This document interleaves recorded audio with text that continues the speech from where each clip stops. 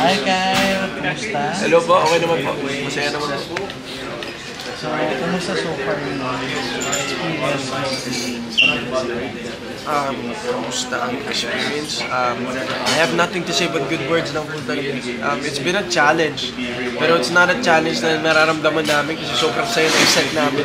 All the way from crew, staff, to cast. Wala kami naging problema. One of the first shows na wala kami naging problema sa set. So, masaya po ako. Ito na tayo sa dito. As at a young age, paano, saan ka humuhugot na mga ganun mo? And, syempre, inisip namin, may pinagdaanan ba sila? Alam mo yun, yung parang ganun kakalagi mo.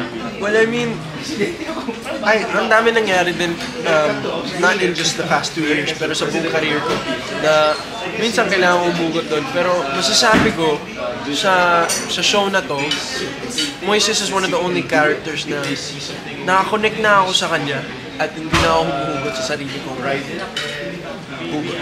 Kumbaga, humuhugot na ako sa kanya. Sa sobrang lala na nangyayari kay Moises, nangyayari sa pamilya niya, at kung anong connection niya sa lahat ng tao. And kaya napamahal ko talaga sa akin si Moises. And I've been enjoying this character so much. Thoroughly.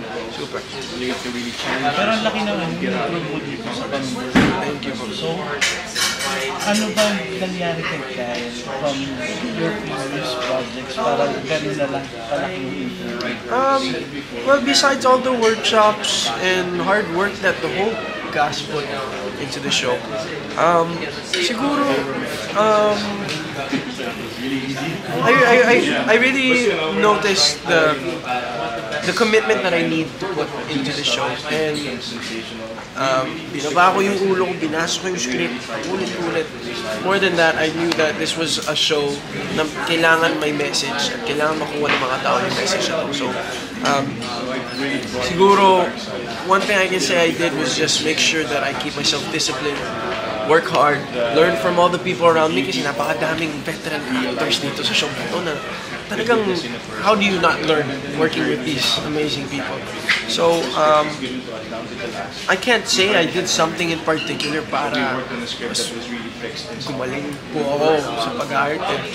Pero I believed in myself siguro more than I ever have, and I made sure I gave my best. Pero ay, ano ka na, parang tanggap mo na ikaw na yung next in line, yung sinasabi nila. Tanggap ko Kayo na yung next in line. Yeah, I mean, it's a dream. Yun naman po talaga yung goal natin as in our careers is to move on, move forward, move up. But I always have the right support system to make sure it never gets to me. Talagang, it's nakaka-pressure po siya. Pero mas honoring. It's such an honor after 9 years of work to be called one of the next. It's a big step, and I'm super excited for the future. Pwede mo ano sa amin guys, paano pa yung naging close ni Papa P? Kasi napapansin naman yung closeness ni Papa brothers. Hindi nga magtatay para magkapatid. Pero, I know, well, we did a movie that hindi pa po lumabas Pero may ginawa kami movie. And since then, I've learned so much from him. We have a lot in common when it comes to our personalities, paano kami bilang tao. And I guess, siguro one of the reasons why we became so close is his generosity as a person. Never looks down at anyone, doesn't look at anyone differently. And for him to allow me to learn from him, not by teaching me, but just me being able to just watch from set, from whenever we're together, it's a blessing to have someone that's really a pillar in this industry to be able to guide you without having to guide you. And I've been learning a lot from him. He's been one of my bestest friends in this industry, someone I can really trust sa napakahirap na industriya. Ang hirap magtiwala dito sa industriya nito. But you can see all the good people in it, and he's one of them. Kyle, one of your good scenes ng pamilya si Hato ay yung confession mo na ikaw yung sumaksak sa presidente. At kita namin ang grabe yung emosyon na ipinakita mo. How did you prepare for that specific scene? Nung araw na kinunan namin yung eksena na yun, shout out to Direk Andoy. Just wanna say, thank you so much, Direk Andoy. Sabi ko nga, parang may magjowa kami for 1 year kasi senior high pa kami magkasama. Sabi ko, ay, Direk Andoy. May relasyon natin patapos na, sabi ko sa kanya. Pero, siguro, the way I prepared, one, yun nga, Direk Andoy really helped me.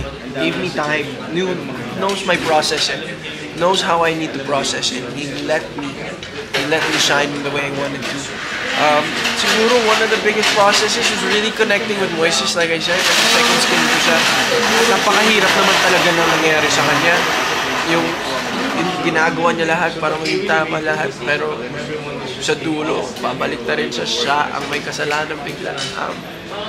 And he's doing that for his family kasi tinutukan niya yung pamilya na rin pa rin.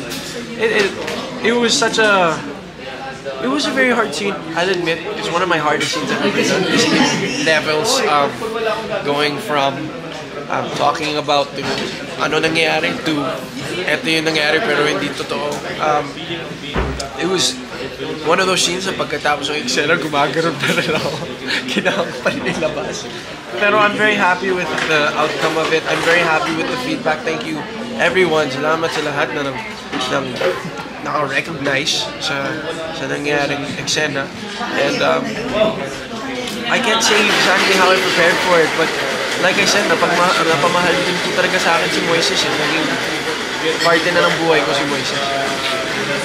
Reaction mo lang, Kyle, kasi kanina tinanong namin si Papa P, tapos sinabi niya, kayo daw dalawa ni Gray yung talagang pinaka-challenge siya naka-eksena. Sabi niya. Hindi, reaction ko doon? Like I said, there's something about Piolo that I appreciate because he'll never look at anyone else differently.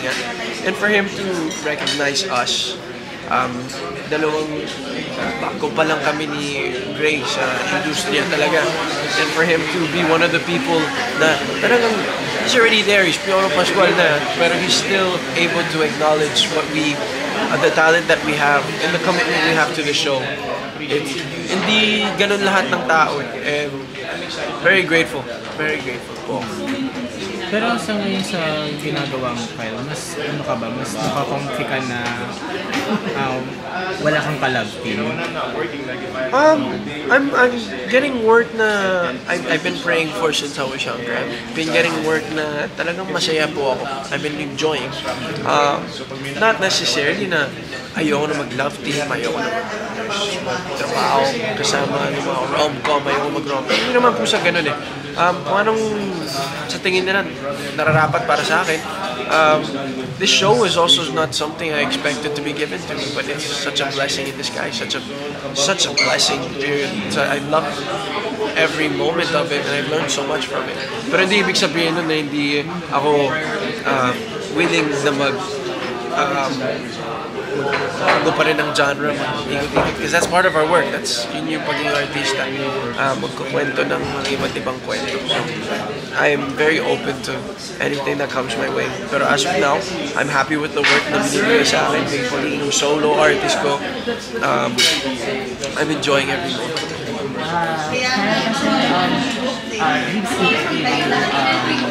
Napakadaming mga projects from Helena to Huwag Kang Mangamba to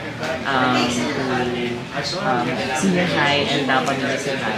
Meron ka pa bang role na gusto talagang gawin? Dream role? Dream role, marami pa po eh. I can't really say one, to be honest, kasi I'm a sucker for stories. I love a good story, and that's all I've been. My dream is to be able to somehow leave a mark on this world with a character that's given to me. In a good way, of course, leave a mark in a good way. So for them to be inspired by the character, just like that was the goal for Moises. Pakita lang namin sa mga tao na may mga mabubuting tao pa rin. Kahit masama yung nangyayari sa kanya, kaya niya pa rin maging mabuting tao. So stuff like that. I mean, there's so many different roles, like the biography of different people in life. That's one of my dreams, is to do a biography of someone. But more than that, I am just open to different, very good stories. Doing Pamilya Sagrado, ano-ano yung mga natutunan mo from your artists, from yourself? Marami po. Siguro in terms of what I learned from the story itself, like I said si Moises, kailangan maging mabuti tayo sa kapwa. Kailangan mapagmahal tayo sa kapwa. The world would be a better place if we all learned how to love each other. And that's what Moises sees. That's how Moises lives his life. Pagdating naman sa mga cast members ko, it's a blessing. Grabe yung samahan na nabuo po namin sa Baguio, sa Subic, sa Rizal, sa lahat. Lahat ng pinuntahan namin parang naging sagrado ang pamilya talaga. And one thing I've learned from all of them is the commitment that every single actor in this cast has to the story, to their character. Kita mo sa lahat ng character, kita mo sa lahat ng cast member. And I'll always be thankful to be part of something like this. Buo po talaga namin. Sino yung pinakamamimiss mo dito sa Pamilya Sagrado? Yun siguro yung samahan. Pinaka namimiss ko sa pamilya ko, si Shaina and Tito Joel. Ay, last day kasi kagabi. At gusto ko umiyak nung umalis sila kasi mas maaga sila na-pack up. Pero mahal na mahal ko yung dalawang yun. Sabi ko nga, I'll take a bullet for them too. The amount of things I've learned from them, the amount of generosity from their heart. Siguro pinaka-mamimiss ko talaga, silang dalawa. Nagpamahal talaga sila sa akin. Parang ko na silang pamilya talaga. Hindi na kayo nagkausap nung kahapon? Buong araw kami mag-uusap kahapon.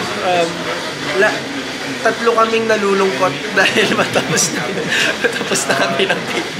Pero sobrang thankful ko sa kanila. I've learned too much. I've learned so much from them. And kung ano nakikita nyo sa camera, sa show na Malonzo family, parang may Malonzo family na rin kami sa totoong buhay. Kasi napamahal sa amin yung mga characters namin. We love each other just like they love each other. Isa sa pinakamahusay na actor sa Philippines, si Joel Torre. What is it like working with him? Tito Joel, I got to work with him on The Wings of Love pa lang. When I was a kid. So first day, nung nag-look test kami, nasa gilid lang si Tito Joel. Sabi niya, tumingin siya sa akin. Sumigaw siya sa harap na lahat ng tao. Kyle, ikaw yung sa The Wings of Love. So wala naman, kwento ko lang. Tito Joel is one of the most generous actors you'll ever meet in your life. Such a giving actor. Kahit wala sa kanya yung camera, umaarte pa rin siya. Pinapakita niyang nandun siya para sa'yo. At may connection na kami na talagang mag-actors queue lang kami. Hawak lang ako sa kanya, hawak mo siya sa akin. 5 seconds later, okay lang. Tito Joel, I love him to bits. I always treat him like he's my own father. And I can't say it enough. I love Tito Joel. Speaking of pamilya, ano sa palagay para sa iyo? Ano yung non-negotiable? Para sa pamilya, non-negotiable. Wag yung pinaka-non-negotiable, wag yung susukuan. Yeah. Pinaka-non-negotiable, susukuan yung pamilya mo. Kahit dumadating na kayo sa point na tulad ni Justin, masama yung mga ginagawa niya. Pero hindi siya sinusukuan ng tatay niya. Tuturuan siya na mali yung ginagawa niya, pero nandun pa rin siya para sa anak niya. And that's one thing I feel like is important. There's a way to do it na minsan sa buhay, mali yung ginagawa ng pamilya mo, pero kaya pa rin yun itama. Huwag mo naman bitawan. Itama mo lang at dapat nandun ka para sa pamilya mo parati.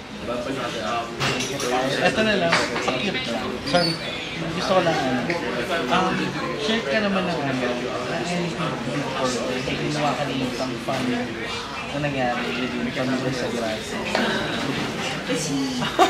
Pwede ka pakikwento, yun yung tanong. Pwede. Siguro yung mga yung mga after party namin, yung siyempre, pagkatapos ng 4 na araw, sunod-sunod na taping, mag-enjoy kami magkasama. And there was one time na nag-shoot kami ng photoshoot, pero may dance floor kami sa gilid. So yung nakita nyo pong poster, lahat kami sumasayaw po kami sa gilid habang ginagawa namin yung poster. And doon namin naramdaman na pamilya na kami dito. Then we started drinking later on that night, and I feel like there's just something about this cast na talagang mapagmahal kami sa isa't isa. So it's one thing I'll never forget about this.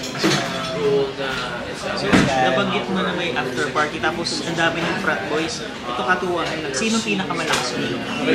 Oh! Ganda yun. Kailangan sa frat boys or sa Sa lahat. Lolo Pascual. Wala. So legendary pala siya pagdating sa tumaan. Sabi nila sinong pinakamalakas uminom eh. Sa cast natin. Come on. Come on. Ay, hindi! Tatay Joel, kailangan mo pala sabihin yun. Totoo yun. Hindi, totoo yun. Malakas yun. Di ba? Hanggang kinabukasan, te. Tama na. So kabaliktaran, sino pinakamahina sa akin? Pinakamahina. Mabilis malasing. Sino pinakamabilis? Malasing daw. Maylin. Pwede din. Milan de Jong. Hindi na pinag-uusapan nyo. Di ba? Wholesome. Yun po. Thanks, guys.